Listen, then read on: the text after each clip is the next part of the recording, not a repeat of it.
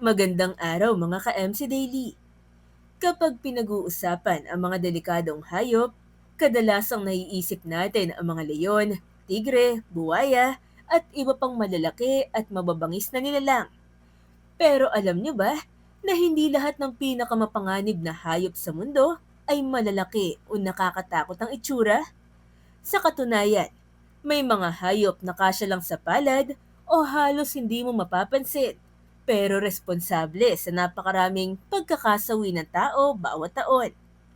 Batay sa mga datos mula sa World Health Organization, Our World in Data, at iba pang kinikilalang research organizations, may mga hayop na mas mapanganib pa kesa sa mga sikat na mandaragit ng kalikasan. Ang ilan sa kanila ay umaatake ng direkta, habang ang iba naman ay nagdadala ng mga sakit na nagiging sanhi ng daan-daang libo hanggang milyon-milyong kaso sa buong mundo. Kaya bago tayo magsimula, siguraduhin mong nakasubscribe ka na at ihanda ang sarili dahil narito na ang 10 pinakadelikadong hayop sa buong mundo. Number 10, Lion. Kapag pinag-uusapan ang pinakamabangis na hayop sa kalikasan, isa sa mga unang pumapasok sa isip ng marami ay ang leon. Kilala bilang hari ng mga hayop, ang malaking pusang ito ay matatagpuan sa mga damuhan at savanna ng Africa. Ang isang lalaking leon ay maaaring tumimbang ng mahigit 250 kilos at kaya nitong tumakbo ng hanggang 80 kilometers kada oras sa maikling distansya. Sa kombinasyon ng bilis, lakas, matutulis na pangil at matitinding instinct sa pangangaso, isa sila sa mga pinaka-epektibong mandaragit sa mundo. Ayon sa mga wildlife researchers, tinatayang nasa 200 hanggang 250 katao ang nasasawi bawat taon dahil ito sa pag-atake ng leon. Karamihan sa mga kaso ay naitatala sa Tasmania, Mozambique, Kenya, at iba pang bahagi ng Africa kung saan malapit ang mga komunidad sa natural na tirahan ng mga leon. Karaniwan silang umaatake kapag nagugutom, kapag pakiramdam nila ay may banta sa kanilang teritoryo, o kapag pinoprotektahan nila ang kanilang grupo at mga anak. Mas nagiging mapanganib ang sitwasyon kapag gabi dahil mas aktibo ang mga leyon sa pangangaso sa oras na yon. Sa ilang rural na lugar sa Africa, may mga pagkakataong pumapasok sila sa mga komunidad upang manghuli ng mga alagang hayop. Dahil sa kanilang lakas at bilis, sapat ang isang pagkakamali upang mauwi sa trahedya, dahilan kung bakit nananatili silang isa sa mga pinakadelikadong hayop sa planeta. Number 9, Elephant. Sa unang tingin, maaaring mukhang maamo at kalmado ang elepante. Ngunit sa kabila ng kanilang reputasyon bilang matatalino at sosyal na hayop, isa rin sila sa mga pinakamapanganib na hayop sa mundo kapag sila ay nagalit o nakaramdam ng panganib. Ang isang African elephant ay maaaring tumimbang ng higit 6 na tonelada at may lakas na sapat upang itulak ang sasakyan o wasakin ang malalaking harang sa kanilang dinadaanan. Tinatayang nasa 500 katao ang nasasawi taon-taon dahil sa mga insidenteng may kinalaman sa elepante. Pinakamarami ang naitatala sa India, Sri Lanka at ilang bansa sa Africa kung saan patuloy na lumiliit ang kanilang natural na tirahan. Dahil dito, mas madalas silang nakakasalubong ng mga tao sa mga sakahan, kalsada at pamayanan. Karaniwang nagiging agresibo ang elepante kapag pinoprotektahan ang kanilang mga anak o kapag sila ay nagulat. Sa kabila ng kanilang laki, kaya nilang tumakbo ng hanggang 40 kilometers kada oras.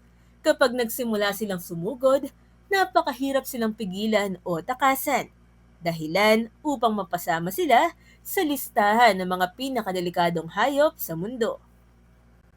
Number 8, Hippopotamus. Maaring magmukhang mabagal at kalmadong higante ang hippopotamus. Ngunit ayon sa maraming eksperto sa wildlife, isa ito sa pinaka-agresibong malalaking hayop sa Africa. Kadalasan silang makikita nagpapalamig sa mga ilog at lawa sa buong maghapon. Ngunit mga ka-MC, huwag kayong magpapaloko sa kanilang tahimik na anyo. Bakit?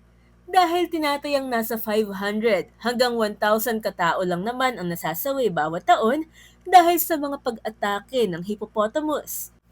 Karamihan sa mga insidente ay nangyayari sa mga bansang gaya ng Tanzania, Zambia, Uganda at Mozambique.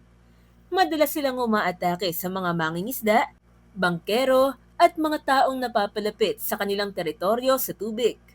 Isa sa mga dahilan kung bakit sila napakadelikado ay ang kanilang pagiging sobrang territorial.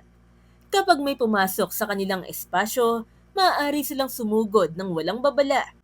Nakakagulat din na kaya nilang tumakbo ng halos 30 kilometers kada oras sa lupa. Dagdag pa rito, ang kanilang napakalaking bibig at mga pangil na maaaring umabot ng higit 50 centimeters ang haba. Dahilan para ituring silang isa sa mga pinakamapanganib na hayop sa Africa. Number 7, crocodile. Kung may isang hayop na halos perpekto bilang mandaragit, marahil yon ay ang buwaya. Ang mga reptilyang ito ay nabuhay na sa mundo sa loob ng mahigit 200 milyong taon at nananatiling kabilang sa mga pinakakinatatakutang nilalang sa mga ilog, lawa at latian. Dahil sa kanilang kakayahang magkubli sa tubig, kadalasan ay hindi sila napapansin hanggang sa huli na ang lahat.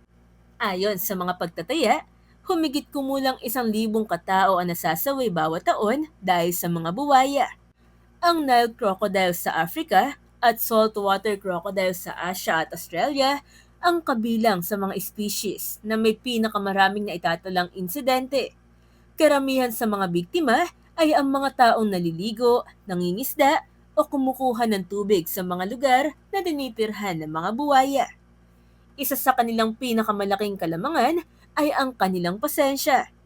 Maaari silang manatiling halos hindi gumagalaw ng matagal bago biglang sumalakay. Taglay rin nila ang isa sa pinakamalalakas na kagat sa kaharian ng mga hayop. Kapag nahuli na nila ang kanilang target, ginagamitan nila ito ng dangerous roll, isang mabilis na pag-ikot ng katawan na nagpapahirap sa biktima na makatakas. Number 6, Cheche fly. Mga ka-MC, sa lahat ng hayop na nasa listahang ito, marahil ang Cheche fly ang pinakanakakagulat. Bakit? Dahil isa lamang itong maliit na insektong matatagpuan sa Sub-Saharan Africa. Ngunit responsable ito sa pagkalat ng isang seryosong sakit na kilala bilang African Sleeping Sickness o Human African Trypanosomiasis. Ang sakit na ito ay dulot ng parasite na naipapasa sa pamamagitan ng kagat ng Cheche fly. Kapag hindi agad natukoy at nalunasan, maaaring maapektuhan ng utak at nervous system ng tao. Sa paglipas ng panahon, maaaring magkaroon ng matinding pagkapagod, problema sa koordinasyon, pagbabago sa pag-uugali, at iba pang komplikasyon na maaaring humantong sa pagkakasawi. Bagamat malaki ang ibinaba ng bilang ng mga kaso dahil sa modernong medisina at mga kampanya sa kalusugan, nananatili pa rin itong banta sa ilang bahagi ng Africa. Ang Cheche fly ay isang paalala na hindi kailangang malaki o mabangis ang isang hayop upang maging delikado. Minsan, ang pinakamalaking panganib ay nagmumula sa mga nilalang na halos hindi napapansin ng tao. Number 5, assassin bug or kissing bug. Sa unang tingin, wala namang nakakatakot sa assassin bug. Maliit lamang ito at karaniwang matatagpuan sa mga bahay, kubo at iba pang istruktura sa Latin America. Ngunit sa likod ng simpleng anyo nito ay nakatago ang isa sa mga pinakamapanganib na insekto sa mundo. Tinawag itong kissing bug dahil madalas itong kumagat sa bahagi ng mukha ng tao, lalo na sa paligid ng bibig habang natutulog ang biktima. Pero mga ka-MC, ang tunay na panganib ay hindi nagmumula sa mismong kagat nito, kundi sa parasite na dala nito na tinatawag na Trypanosoma cruzi. Ang parasite na ito ang sanhi ng Chagas disease, isang sakit na maaaring manatili sa katawan sa loob ng maraming taon nang walang malinaw na sintomas. Ayon sa World Health Organization, milyon-milyong tao sa Latin America ang nahawaan ng sakit na ito at libo-libong pagkakasawi ang naiuugnay rito bawat taon. Pinakamaraming kaso ang naitatala sa mga bansang gaya ng Brazil, Argentina, Bolivia at Mexico. Dahil mabagal ang pag-unlad ng sakit, maraming tao ang hindi agad nalalaman na sila ay nahawaan hanggang magkaroon ng seryosong problema sa puso o digestive system. Ipinapakita lamang ng assassin bug na minsan ang pinakamalaking panganib ay hindi agad nakikita hanggang sa lumipas ang maraming taon. Number 4, freshwater snail. Kung titingnan lamang ang isang freshwater snail, mahirap isipin na kabilang ito sa mga pinakadelikadong hayop sa mundo. Wala itong matutulis na pangil, lason o kakayahang umatake.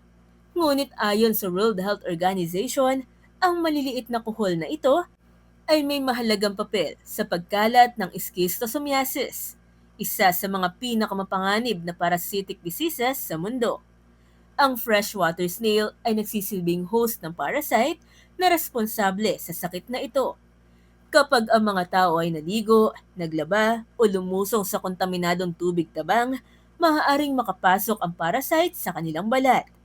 Tinatayang mahigit 200 milyong tao sa buong mundo ang nanganganib sa sakit na ito, lalo na sa mga bahagi ng Africa, South America, Middle East at Southeast Asia.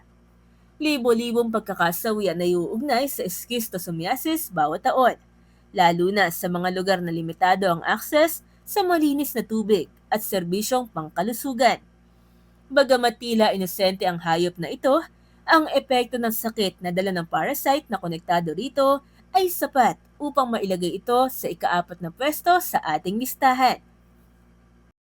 Number 3, dog. Marami ang magugulat na makita ang aso sa listahang ito. Pagkatapos ng lahat, kilala sila bilang matalik na kaibigan ng tao.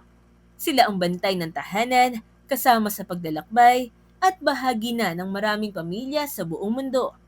Ngunit sa kabila ng kanilang pagiging popular, isa rin sila sa mga hayop na may pinakamalaking bilang ng mga nasasawi na tao bawat taon. Ayon sa World Health Organization, humigit kumulang 59,000 katao ang nasasawi taon-taon dahil sa rabies at mahigit 99% ng mga kaso ay may kaugnay sa kagat ng nahawaang aso. Kapag lumitaw na ang sintomas ng rabies, halos palagi nagiging nakamamatay ang sakit kung hindi ito naagapan sa tamang panahon.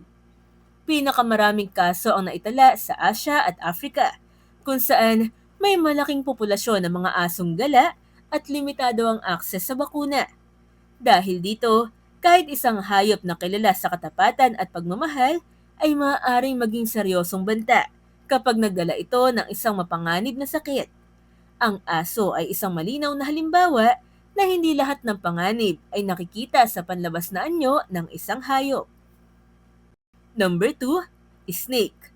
Sa loob ng maraming siglo, ang ahas ay isa sa mga pinakakinatatakutang hayop sa mundo. Mula sa mga alamat hanggang sa modernong panahon, nananatili itong simbolo ng panganib at misteryo. At kung pagbabatayan ang datos, may matibay na dahilan kung bakit. Tinatayang mahigit 100,000 katao ang nasasawi bawat taon dahil sa kagat ng makamandag na ahas. Ang pinakamataas na bilang ng mga kaso ay matatagpuan sa India, Bangladesh, Pakistan, Nepal at ilang bahagi ng Sub-Saharan Africa. Kadalasang naapektuhan ang mga magsasaka at mga taong nakatira sa rural na lugar kung saan madalas silang nakakasalubong ng mga makamandag na species habang nagtatrabaho o naglalakad sa gabi. Ang mas nakakabahala pa ay hindi lahat ng biktima ay may agarang access sa antivenom o hospital. Sa ilang komunidad, umaabot ng maraming oras bago makarating sa pinakamalapit na pagamutan. Dahil dito, nananatiling isang ahas sa mga hayop na may pinakamalaking bilang ng mga nasasawi sa buong mundo at karapat-dapat sa ikalawang pwesto sa ating countdown. Number 1, mosquito. At ngayon, narito na tayo sa hayop na itinuturing ng maraming eksperto bilang pinakadelikado sa buong mundo. Oo mga ka-MC, nakakagulat man, hindi ito leon, buwaya o ahas. Ang nangunguna sa ating listahan, ang karaniwang lamok. Isang maliit na insektong madalas nating binabaliwala, ngunit responsable sa mas maraming pagkakasawi kesa sa anumang ibang hayop sa planeta. Ayon sa World Health Organization at iba pang international health organizations, tinatayang nasa 725,000 hanggang mahigit 1 milyon tao ang nasasawi bawat taon dahil sa mga sakit na pinapasa ng lamok. Kabilang dito ang malaria, dengue, yellow fever, chikungunya, West Nile virus, at iba pang seryosong impeksyon. Ang malaria lamang ay nagdudulot ng daan-daang libong pagkakasawi bawat taon, lalo na sa mga batang naninirahan sa Sub-Saharan Africa. Ang dahilan kung bakit napakadelikado ng lamok ay ang kakayahan nitong magsilbing tagapagdala ng mga mikrobyo mula sa isang tao patungo sa iba. Hindi ito umaatake gamit ang lakas o lason.